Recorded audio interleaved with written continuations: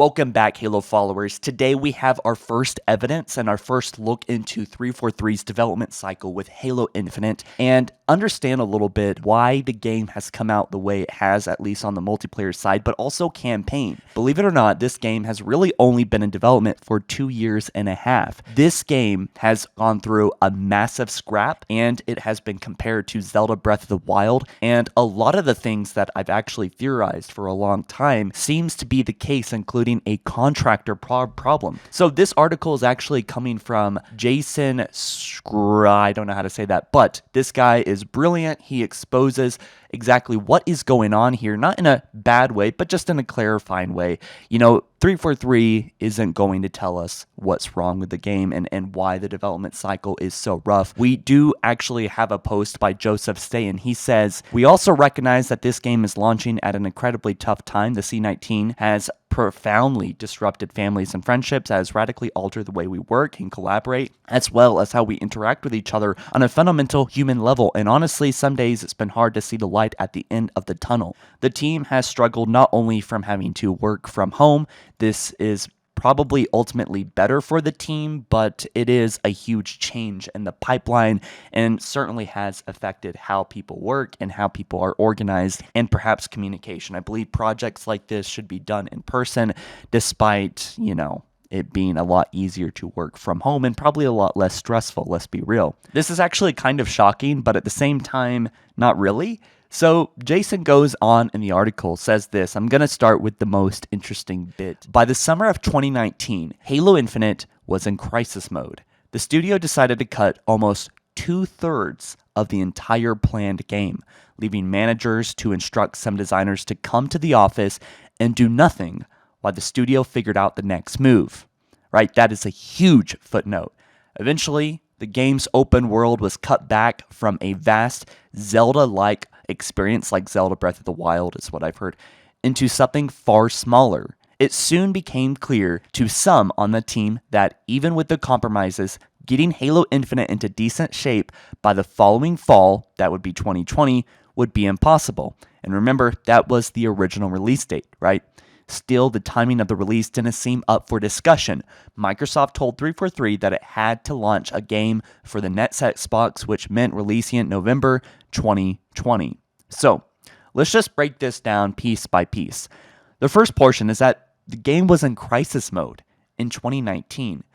And I would like to know more as to why the game cut 2/3 of the entire game. I mean, this is something that continuously happens throughout Halo, and it's a shame that it still happens, even with the biggest budget, the biggest potential.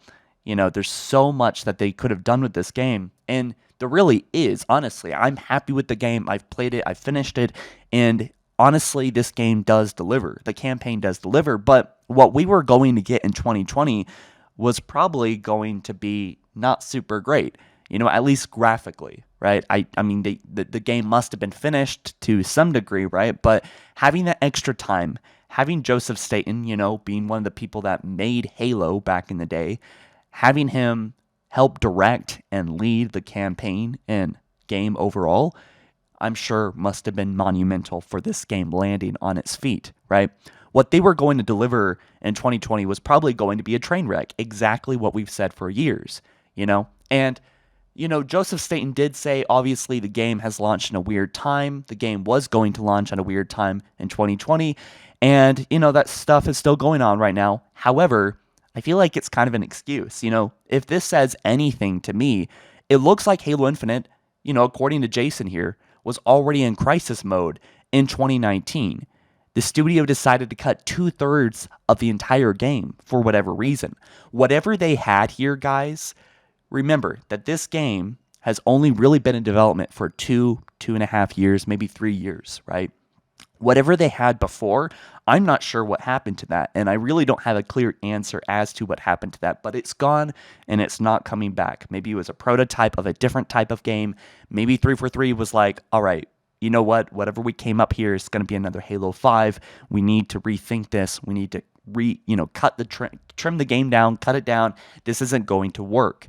And that would make sense because obviously there is some management issues going on at 343, or something isn't right for it, and something hasn't been right for a long time. Jason also goes on to say, a couple tidbits that were trimmed from the article.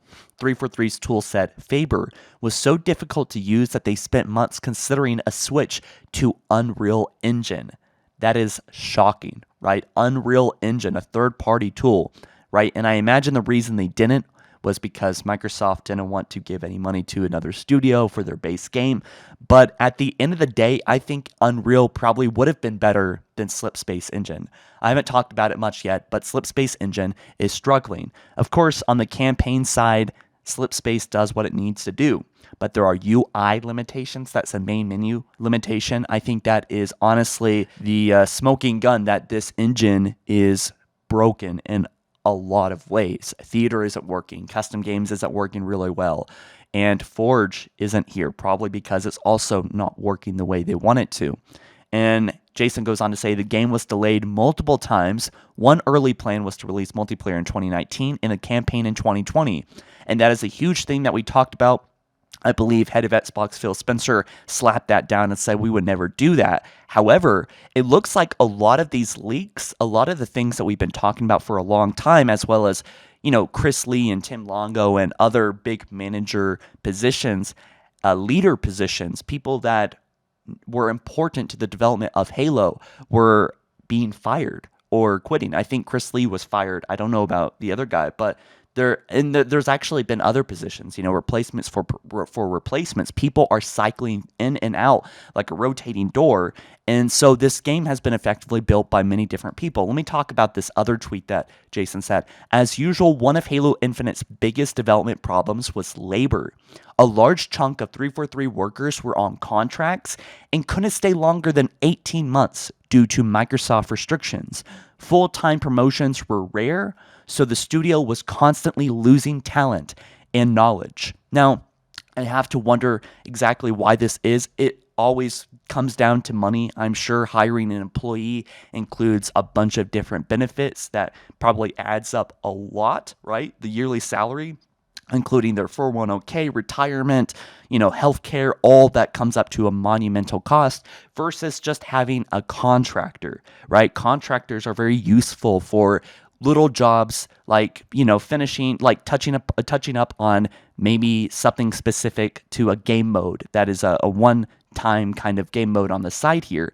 However, what 343 managed to do was that they managed to have many hundreds, maybe even thousands of outsourced individuals, many different companies that were not directly involved with 343 as employees, that did not work in the studio every day, that were just came in for 3, 6, 9, 12, 18 months, whatever it is, to work on base maps, base modes, and even probably the Slipspace engine. If I had to guess, I would say this is probably part of the reason why it's taking a month to add Slayer, why there is UI limitations, why custom games and theater and Forge are not here, is because Microsoft and 343 refuse to hire people to give them a safe place to work, a safe job to work consistently and get in the headspace of making a quality Halo game.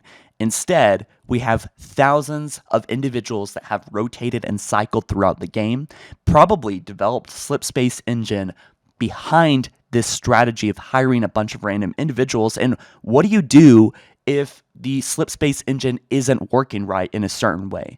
What do you do if something needs to be troubleshooted in a specific system or mechanic in the Slipspace engine?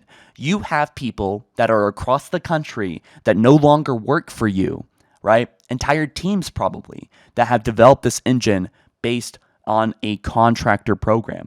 And what do you get? You get a game that is held together with duct tape. You get a game that is honestly very unstable, desyncing, melee blanks, lacking tons of content, and its direction and vision for multiplayer is all over the place. It is just messy. right? And I'm glad that Jason has talked about this because it gives us a little bit of insight as to what is going on, because I really don't think 343 would. They sometimes talk about development issues years and years later on. I remember one thing infamously said by one of the people at 343 is that they said Halo 4 was not copying trends, that it's fun, it's going to do its own thing. I'm paraphrasing, of course. It's doing its own thing. You know, about 10 years later, they admitted that it was copying basically other trends. It was Call of Duty, you know? And so, you know, I wish there was more transparency. You know, people, of course, 343 is one of the more transparent companies in gaming, but at the same time, I really wish there wasn't. I just, if I had one thing to change about 343 as a studio, I would be like, seriously, it's worth hiring people full time as employees, right? So that they can get in the headspace long term, learn about what works and what doesn't, learn as a team, take those lessons in from other employees, other longtime people. And honestly, it also, I think it increases work. If you're just a contractor, you really don't have much of a reason to, you can't go up in the company, right? Ideally, I think people get hired as contractors and then become employees, but that seems like that is not what happened here, right? It seems like most people that worked on Halo Infinite are long gone years ago, right? So many people have worked on this game and have rotated through it. I just can't imagine that being a healthy environment for a quality game. And now they're kind of paying for it, right? Microsoft saved money hiring contractors over employees, and now they're losing money because no one wants to buy these microtransactions, these big, expensive microtransactions, and also pointing out the things that are bad about the game. And certainly, of course, people are going to lose interest. Maybe some Halo fans, some diehard Halo fans like you and I aren't going to lose our interest in Halo or stop playing Halo Infinite, but a lot of people that aren't so involved in Halo are going to lose interest. After they play the campaign, they're going to be long gone. And I don't know. I think that's a huge shame. So anyways, huge shout out to this dude for talking about this, exposing 343 and how they developed this game. And I hope to God, moving forward, they stop doing this and they start hiring some people. I think 5 employees would be better than 100 contractors, seriously. Maybe I'm wrong about that. Again, I don't know much about game development. I've never been in it. However, I'm just saying I know how to work on projects, large projects, and having people there for the long haul is going to make all the difference in the world. All right. So thanks so much for watching, guys. I hope this gave you a little bit of insight as to what happened here. And I still have many more questions. Hopefully we'll get some answers here soon. But with that being said, this gives us a base idea of what happened here. So I'll catch you guys in the next one soon. Peace.